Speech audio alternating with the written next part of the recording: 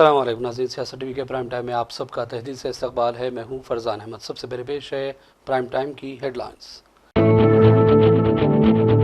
कांग्रेस हुकूमत बरसख्तियार आते ही 1.5 साल में 5,61,000 नए राशन कार्ड जारी किए गए। रियासती वजीर पी श्रीनिवास रेड्डी ने किया दावा, कहा रेवंत रेड्डी हुकूमत वादों को कर रही है पूरा। तेलंगाना कांग्रेस हुकूमत पसमानदा तबकात को 42% तहफ़्फ़ुज़ात के लिए संजीदा, बीजेपी कायदीन रुकावट। रियासती वजीर पूनम प्रभाकर की मीडिया से बातचीत। MLC तीनवान मौलाना के खिलाफ कार्रवाई के लिए तेलंगाना जागृति विजिलेंस कमीशन से रुजू। कविता ने कहा, चीफ मिनिस्टर रेवंत रेड्डी खुद कार्रवाई करें। तेलंगाना की कबायली खवातीन की जद्दोजहद और कामयाबी की तहरीक मुल्क भर में तरगीब का जरिया बन गई। वज़ीर आज़म मोदी ने मन की बात में की सताइश। बाबा कौम महात्मा गांधी के मुजस्समे के सामने सर झुकाने वाले बीजेपी और RSS ने बापू के पोते की भी तौहीन की। कांग्रेस तर्जुमान पवन खेड़ा ने की सख्त तनकीद। और जालिम इसराइली फ़ौज की जानिब से गज़ा पर आज भी की गई फ़िज़ाई बमबारी, कम से कम 28 फ़लस्तीनी शहीद, मुतादिद दीगर ज़ख्मी। हेडलाइंस आपने देखी और पेश खबरों की तफसीलात शुरुआत करेंगे अहम खबरों से। तेलंगाना कांग्रेस हुकूमत ने दावा किया कि कांग्रेस हुकूमत इक़्तिदार में आने के बाद 1.5 साल में 5,61,000 नए राशन कार्ड्स मंजूर किए गए। उन्होंने कहा कि राशन कार्ड की इजरा एक जारी अमल है और बसे ख़ानदानों को इसकी तकसीम की जा रही है। तुंगादुर्ती असम्बली हल्के में आज चीफ मिनिस्टर रेवंत रेड्डी ने राशन कार्ड्स की इजराई का बाकायदा आगाज़ किया। रियासती वज़ीर श्रीनिवास रेड्डी ने अपने बयान में कहा था कि इंदिरा हाउसिंग स्कीम के तहत हर मुस्तहिक़ ख़ानदान को मकान की तामीर के लिए 5 लाख रुपये भी दिए जा रहे हैं। पहले मरहले में हर असम्बली हल्के में 3,500 मकानात को मंजूर किया गया। कांग्रेस कायदीन ने दावा किया कि इंतखाबी वादों की तकमील में तेलंगाना हुकूमत मुल्क में सर फहरिस्त है और आइंदा 3 सालों में बाकी वादों पर अमलावरी को यकीनी बनाया जाएगा। ఆనాటి మొట్టమొదటి ప్రధానమంత్రి పండిట్ జవహర్లాల్ నెహ్రూ గారు నాగార్జున సాగర్ ని నిర్మించి నల్గొండ జిల్లాకు నీళ్లు ఇవ్వాలని నాగార్జున సాగరే కాదు శ్రీశైలం కావచ్చు SRSP కావచ్చు ఆనాడు పండిట్ జవహర్లాల్ నెహ్రూ గారు కట్టిన ప్రాజెక్టులే ఇవాళ తెలంగాణ ప్రాంత రైతాంగాన్ని బీళ్లు తడుపుతున్నాయి. అదే కాదు నల్గొండ జిల్లాలో ఈ ప్రాంతంలో పారుతున్న మూసీ నది ఆనాడు కాంగ్రెస్ పార్టీ నిర్మించింది. కాంగ్రెస్ పార్టీ నల్గొండ జిల్లాకు నీళ్లు ఇచ్చింది. ఇవాళ నేను అడుగుతున్న మిత్రులారా, ఇవాళ ఒక ఆయన ఎట్లొస్తాడో ముఖ్యమంత్రి అడ్డుకుంటా ఆయన గోదావరి నీళ్లు తేలేదు అని అన్నాడట.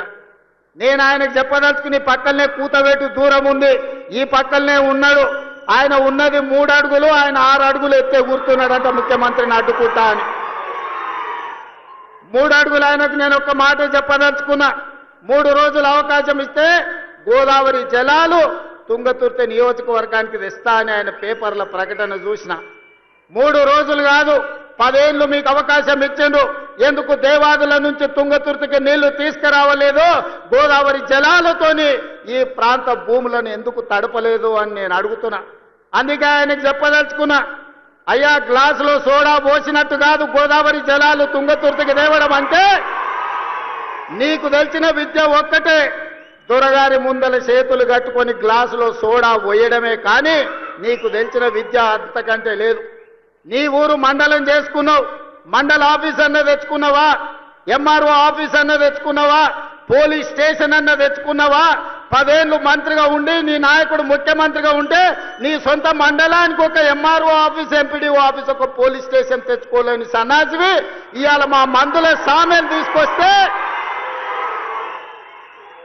సిగ్గుతో తల ఉంచుకోవాల్సింది పోయి ముఖ్యమంత్రిని ప్రభుత్వ కార్యక్రమాన్ని అడ్డుకుంటానని ఆయన ప్రగల్భాలు పలుకుతుండు. ఏది ఒక్కసారి అడ్డుకొని చూడు, మా తుంగతుర్తి నియోజకవర్గంలో కాంగ్రెస్ పార్టీ కార్యకర్తలు చూసుకుంటారు. గా పక్కనే రామరెడ్డి దామోదర్ రెడ్డి గారు ఉన్నారు ఊరికాడ. कांग्रेस तेलंगाना ने अपने ऑफिशियल एक्स अकाउंट पर वीडियो शेयर किया, जिसमें कांग्रेस की रियासती हुकूमत के कारनामों का हवाला दिया गया। राशन कार्ड की तकसीम, इंदिरा के तहत हाउसिंग स्कीम और दीगर फलाही इक़दामात का इसमें तस्करा शामिल है। रेवंत रेड्डी हुकूमत की सताइश की गई और बताया गया है कि अवामी हुकूमत अवाम के लिए अपनी खदमात को अंजाम दे रही है। रियासती वज़ीर पूनम प्रभाकर ने कहा कि तेलंगाना कांग्रेस हुकूमत पसमानदा तबकात को 42% तहफ़्फ़ुज़ात के लिए संजीदा है। बीजेपी कायदीन इसमें रुकावटें खड़ी कर रहे हैं। पूनम प्रभाकर ने भी कहा कि बीजेपी कायदीन इस मामले को लेकर मुसलसल एतराज़ात जता रहे हैं, जबकि सदर जमहूरिया के पास मौजूदा बिल को मंजूरी दिलाने के लिए सबसे पहले बीजेपी कायदीन को ही कोशिश करना चाहिए। तेलंगाना असम्बली ने रिजर्वेशन बिल पहले ही असम्बली में पास करवा लिया है। बीजेपी की मरकजी हुकूमत के लिए ये इम्तिहान की घड़ी है। सरकार एक ऐतिहासिक फैसला 42% बीसी रिजर्वेशन लोकल बॉडी में देने का फैसला लेके कानून बना के गवर्नर साहब के अप्रूवल लेके राष्ट्रपति जी को पहुंचाए। अभी हम इसके ऊपर जो हर्डल है पंचायत राज डिपार्टमेंट में 50% से ज्यादा नहीं करने का एक कानून बनाया था 2018 में, उसको हटाने के लिए हमने ऑर्डिनेंस लाए और इसके साथ हम आगे बढ़ेंगे। बीजेपी के लोग इसके ऊपर बहुत राजनीतिक करना चाहते हैं टीआरएस के साथ मिलकर। हम सीधा पूछना चाहते हैं बीजेपी और टीआरएस लोगों से, आपको 42% बीसी को देने में आप संतुष्ट नहीं है, आप क्या इसके खिलाफ करना चाहते हैं? तो हम बीसी नेता लोग गांव के लोग हम लोग इकट्ठा होंगे, आपका पूरा जो भी राजनीतिक कॉन्स्पिरेंसी है हम जनता को बताएंगे।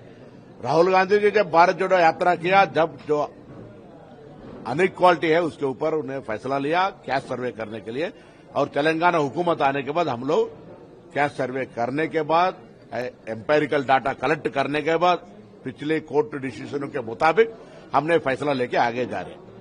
तो इसमें भारतीय जनता पार्टी पहले से भी मंडल से लेकर कमंडल इश्यू बनाया। आज भी फिर हमको ये महसूस की बात होता है, लक्ष्मण बीसी लीडर है, उन्हें ही कुछ बोलता है, एक ऐसा होता है लक्ष्मण साहब और भारतीय जनता पार्टी का किशन रेड्डी, बंडी संजय, अरविंद कुमार, ईटल राजेंद्र, आर कृष्णया, सबसे मैं गुजारिश करता हूं जाके जो राष्ट्रपति जी के पास पेंडिंग पड़ा हुआ है उसको अप्रूवल करवाइए, वरना रास्ता बताओ। हम सही है, हम दिल से हम 42% अमल करना चाहते हैं। हमारा राहुल गांधी नेता का इच्छा है, हमारा मुख्यमंत्री इसके ऊपर सीरियस कानून बनाया। हमको दूसरा अगर इसके अलावा भी कुछ कैसा तरीका है तो हमको बताओ, हम तैयार है हम करने के लिए, वरना जाओ केंद्र में सरकार है, राष्ट्रपति जी से अमल करके मंगवाइए। और इसके ऊपर हमने ऑलरेडी ऑल पार्टी मीटिंग आपके नेतृत्व में कोई भी लेके गए तो हम प्रधानमंत्री से भी मिलने के लिए तैयार है। इसीलिए फिर एक बार बीजेपी टीआरएस लोगों से मैं कहना चाहता हूं, और पूरे प्रदेश में कोई भी बीसी ऐसा नहीं है कि इस बार कोई भी बीच में इसको रोकने की कोशिश करे, उसका सीधा उसका सबक सिखाएंगे। किसी भी राजनीतिक पार्टी का है, हम एक सच्ची दिल से और वेरी ट्रांसपेरेंट मोड में 42% रिजर्वेशन अमल करने की कोशिश कर रहे, और बीजेपी टीआरएस से बहुत बार ये लोग बीसी का खिलाफ किया है। आज के तारीख में भी टीआरएस में कोई president, working president, CLP leader BC नहीं है, और बीजेपी सीएम बीसी अनाउंस किया, काउंसिल लीडर में भी नहीं किया। आज फिर एक बार बीसी प्रेसिडेंट को जाने का दूसरे को डाला। ये बीजेपी का इतिहास ऐसी है, हम उसके ऊपर कोई आश्चर्य नहीं है हम लोग को। मगर इस बार जो 42% रिजर्वेशन तेलंगाना सरकार लेके आगे बढ़ रहे, उसको कोई भी नहीं रोकना। ये तेलंगाना बीसी तेलंगाना की यादाद्री भुंगी जिला के चोटपल मंडल में ज्योतिबा फुले गुरुकुल हॉस्टल में 5वीं जमात की तालिबा की खुदकुशी मामले पर बीआरएस के कारगुजार सदर केटीआर ने शदीद अफसोस जाहिर किया। सोशल मीडिया प्लेटफॉर्म एक्स पर तालिबा की तस्वीर शेयर करते हुए उन्होंने कांग्रेस हुकूमत को आड़े हाथों लिया और कहा कि हॉस्टल में नाक़िस खुराक, बुनियादी सहूलतों की कमी और नाक़िस देखभाल की वजह से मासूम बच्चे अजियत में हैं, जिसकी एक अफसोसनाक मिसाल ये वाक़या है। उन्होंने सवाल उठाया कि अगर अब भी इन मासूमों की अमवात पर हुकूमत ने तवज्जो नहीं दी तो अवाम के दिलों से निकलने वाली बददुआ कांग्रेस हुकूमत को ले डूबेगी। तेलंगाना जागृति खवातीन विंग के कायदीन ने सहाफ़ियों और रुकन कानून साज काउंसिल 3 मान मौलाना के खिलाफ कार्रवाई के मुतालबे के साथ तेलंगाना स्टेट वीमेंस कमीशन से रुजू हुआ और बाकायदा तहरीरी शिकायत दर्ज करवाई गई। ये शिकायत उस वक्त पेश की गई जब कमीशन की चेयरपर्सन नीला शारदा दस्तियाब नहीं थी। इस पर खवातीन कायदीन ने कमीशन के अरकान एस लक्ष्मी, रजीरा और दीगर को तहरीरी शिकायत की तफसीलात के मुताबिक चेयरपर्सन पद्मा राजवन की गैर मौजूदगी की वजह से शिकायत कबूल करने से इनकार कर दिया गया। शिकायत कुरिंदगान ने कहा कि वो शिकायत सिर्फ कमीशन की अराकीन के हवाले करें, जिसके बाद वो वहाँ से रवाना हो गए। कि कविता के खिलाफ 3 मान मौलाना की मुबैना तौहीन आमेज़ और गैर शाइस्ता रिमार्क्स को लेकर खवातीन कायदीन ने शदीद बरहमी का इजहार किया है। बीआरएस एमएलसी कविता ने भी कहा कि फौरी तौर पर 3 मान मौलाना के खिलाफ कार्रवाई की जाए। खवातीन और खुद उनके खिलाफ शख्सी रिमार्क्स किए गए जो नाकाबिले बर्दाश्त है। चीफ मिनिस्टर रेवंत रेड्डी से कविता ने मुदाखलत का मुतालबा किया है। Congress party MLCs in Telangana has made a very derogatory remark on the women of Telangana. We are severely condemning it. He personally targeted me in a very unparliamentary manner. I am severely condemning it. I have given a letter of protest to the Honorable Chairman of Legislative Council. I have requested him to take full action on him through the ethics committee.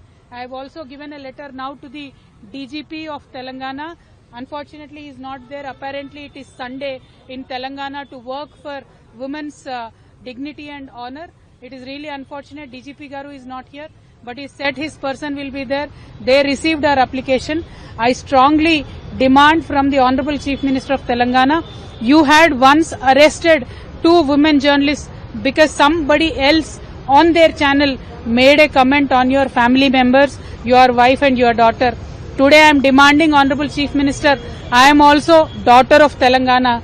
When somebody, an Honorable MLC, makes a sleazy comment on a sitting MLC like me, why are you not responding? We'll have to think that you are wishfully and willfully, knowingly insulting the women of Telangana. We demand the Honorable Chief Minister to immediately take action. Another thing, when our workers from Telangana Jagruti, our Karyakartas from Telangana Jagruti went there to peacefully protest, these MLC's gunmen have opened fire.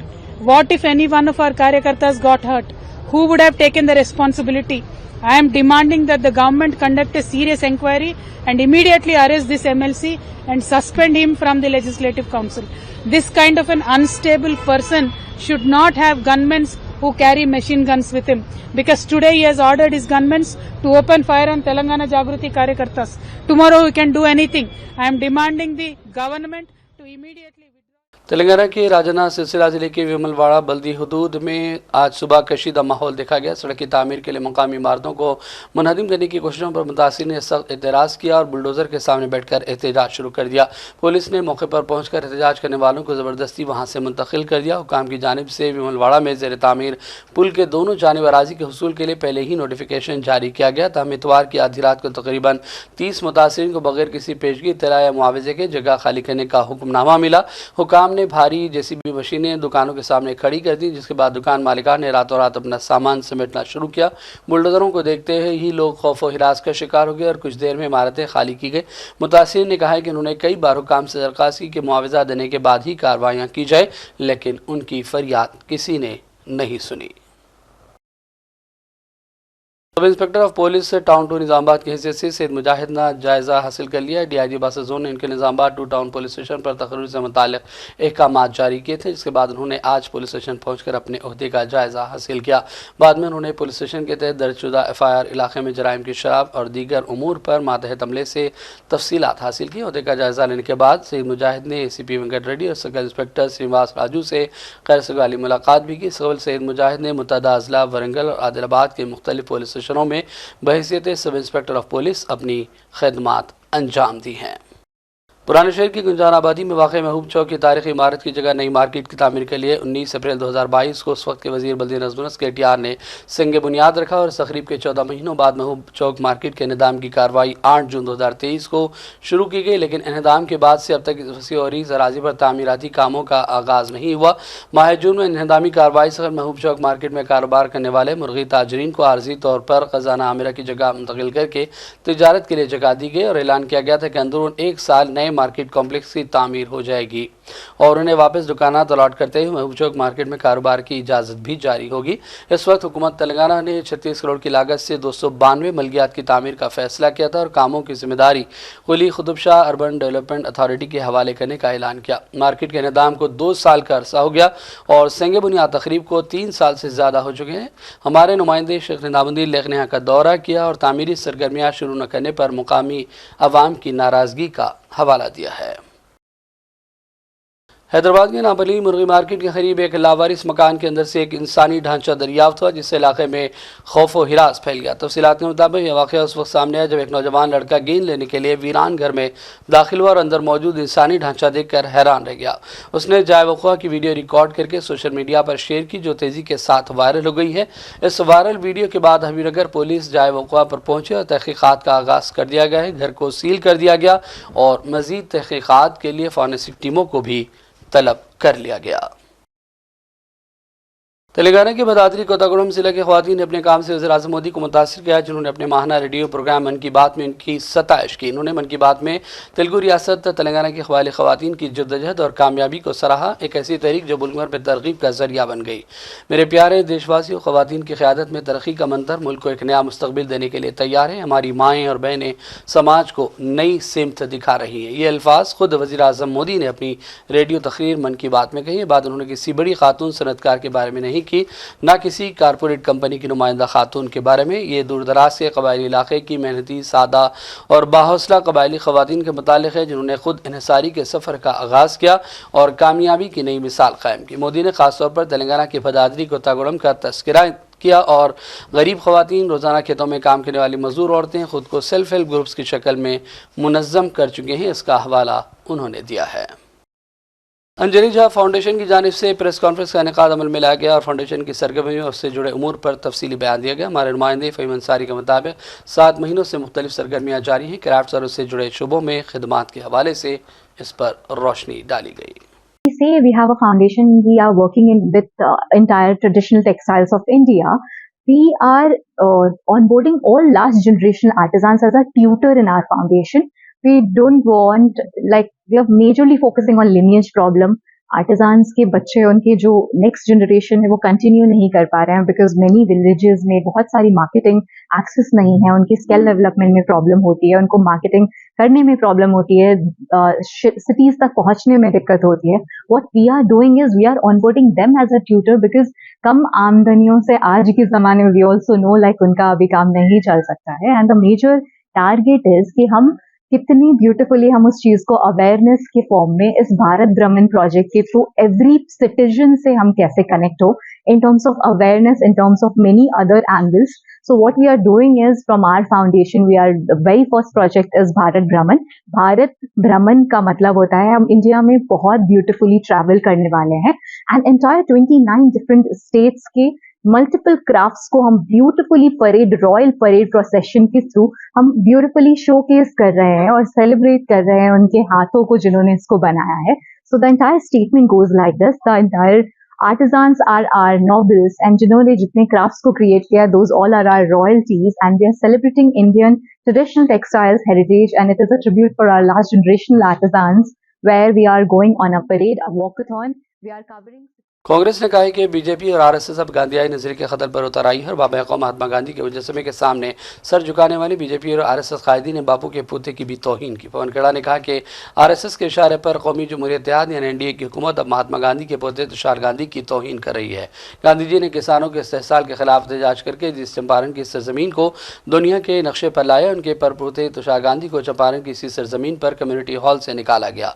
Congress leader ने कहा कि Congress BJP RSS के इस तर्ज अमल के खिलाफ लड़ाई करेगी और तौहीन के बावजूद अदम तशद्दुद की जद्दोजहद को जारी रखा जाएगा और हम वोटबंदी नहीं होने देंगे. मजलिस के सदर असद ओवैसी ने बिहार वोटर मामले पर बयान दिया. उन्होंने कहा कि इलेक्शन कमीशन को जो अख्तियार नहीं है वो इक़दाम किए जा रहे हैं. उन्होंने कहा कि सुप्रीम कोर्ट की हिदायत की रोशनी में जो काम करना चाहिए उसे अंजाम नहीं दिया गया. राइट नहीं है ना, जब आपको राइट नहीं है आप कैसे करेंगे काम? राइट है होम मिनिस्ट्री को, राइट है वो एसपी बॉर्डर को, फिर उसके बाद एमएचए के 3 ऑफिसर साइन करना पड़ता, फिर उसके बाद जाता है फॉरेनर्स ट्रिब्यूनल को. आपको राइट ही नहीं है, क्यों कर रहे हैं आप ये? यही तो हमारा बुनियादी क्वेश्चन है. आपको राइट ही नहीं है, आप कैसे करेंगे?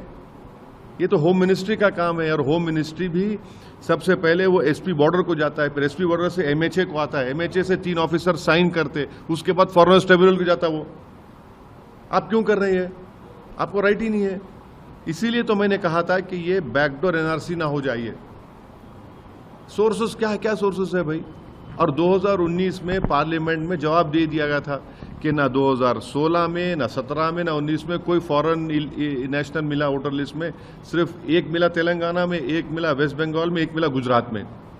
अब बताइए इस पर क्या बोलेंगे? समरी जो रिवीजन हुआ 2025 का, ये खास तौर से सीमांचल का, किशनगंज, पूर्णिया, कटिहार, अररिया का, वहाँ पर तो किसी का नहीं निकला कि ये सिटीजनशिप नहीं है, डॉक्यूमेंट नहीं है.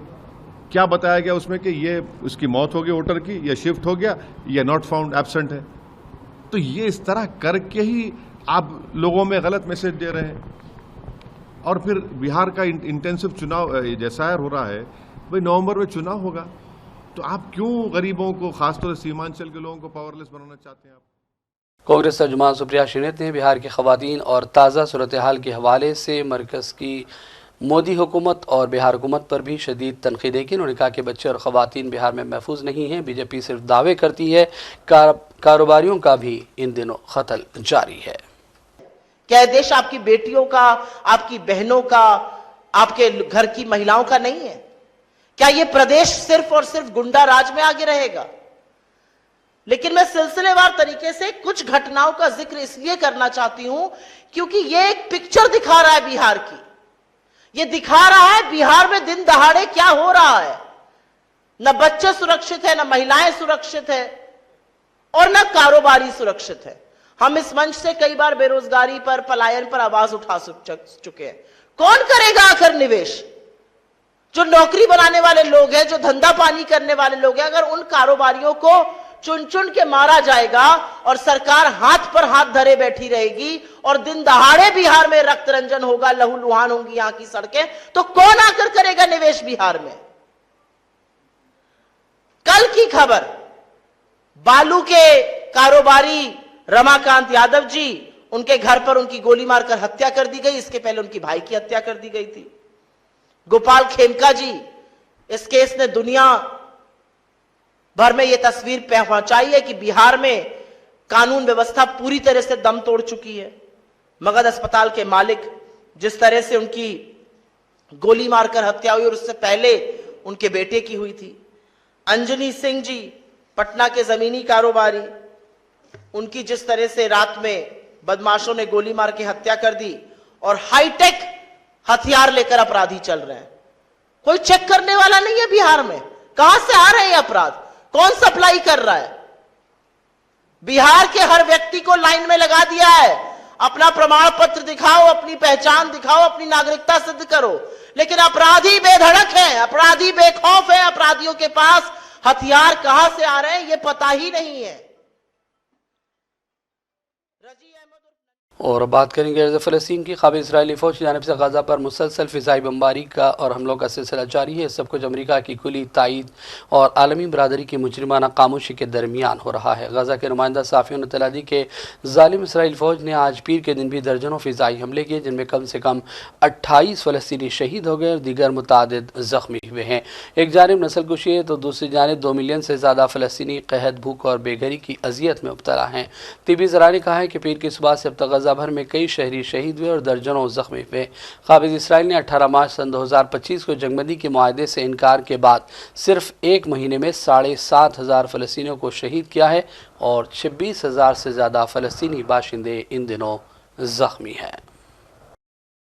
और अब आखिर में हेडलाइंस पर डालेंगे एक और नज़र। कांग्रेस हुकूमत बरसर इख्तियार आते ही 1.5 साल में 5,61,000 नए राशन कार्ड जारी किए गए। रियासती वज़ीर पीर सी वासठ ने किया दावा, कहा रेवंत रेड्डी हुकूमत वादों को कर रही है पूरा। तेलंगाना कांग्रेस हुकूमत पसमानदा तबकात को 42% तहफ़्फ़ुज़ात के लिए संजीदा, बीजेपी कायदीन रुकावट। रियासती वज़ीर पूनम प्रभाकर की मीडिया से बातचीत। MLC तीनवान मौलाना के खिलाफ कार्रवाई के लिए तेलंगाना जागृति विमेंस कमीशन से रुजू। कविता ने कहा चीफ मिनिस्टर रेवंत रेड्डी खुद कार्रवाई करें। तेलंगाना की कबायली ख़वातीन की जद्दोजहद और कामयाबी की तहरीक मुल्क भर में तरगीब का जरिया बन गई। वज़ीर आज़म मोदी ने मन की बात में की सताइश। बाबा कौम महात्मा गांधी के मुजस्समे के सामने सर झुकाने वाले बीजेपी और RSS ने बापू के पोते की भी तौहीन की। कांग्रेस तर्जुमान पवन खेड़ा ने की सख्त तनकीद। और जालिम इसराइली फ़ौज की जानिब से गज़ा पर आज भी की गई फ़िज़ाई बमबारी, कम से कम 28 फ़लस्तीनी शहीद, मुतादिद दीगर ज़ख्मी। प्राइम टाइम का सिलसिला फ़िलहाल यहीं ख़त्म करते हैं। मोहम्मद फरजान अहमद को पूरी टीम के साथ इजाज़त दें। देखते रहिए सियासत TV। अल्लाह हाफ़िज़।